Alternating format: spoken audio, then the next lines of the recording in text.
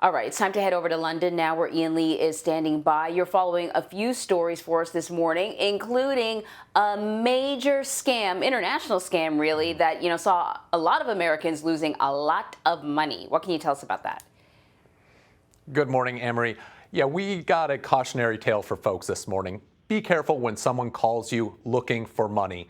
Police in India say they've arrested more than 50 people who are part of a massive fraud scheme. What they would do is call their victims and pretend that their assets were being frozen as part of a drug investigation. They were then given an option, either face arrest or pay up. Over 4,500 Americans fell for the scam that saw more than $14 million transferred over 2 years.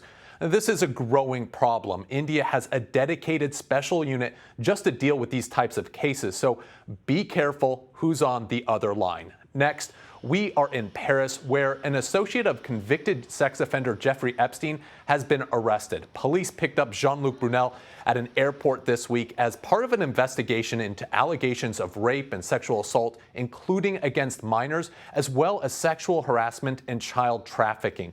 This investigation is part of a broader look into the scandal involving Jeffrey Epstein to see if any crimes were committed in France or against French victims. Several models have accused Brunel of various sexual offenses in France, with at least one accuser saying he procured minors for Epstein. Brunel denies any wrongdoing.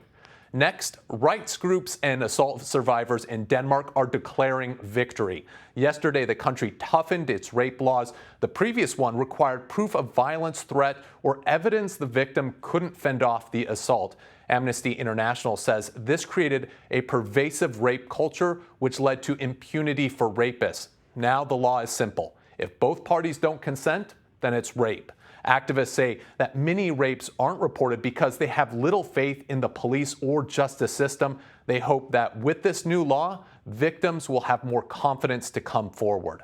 Finally, we end in Nigeria, where hundreds of kidnapped schoolboys are now free. Last week, gunmen stormed their boarding school in the country's northwest, hauling them off to a nearby forest.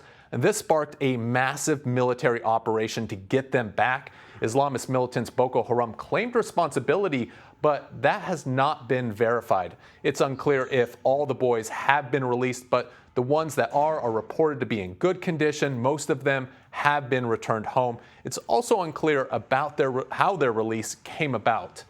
Amory, I wanted to end on this story because rarely do we get such good news when something like this happens. 6 years ago, nearly 300 schoolgirls were kidnapped by Boko Haram, and more than 100 are still missing. So with these boys being freed and healthy, it's a positive note going into the weekend.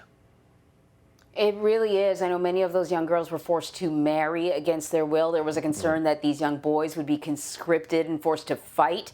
So having them home in time for the holidays is really a blessing. And hopefully if there are any others that are still missing, they will find them as well. Ian Lee, thank you so much.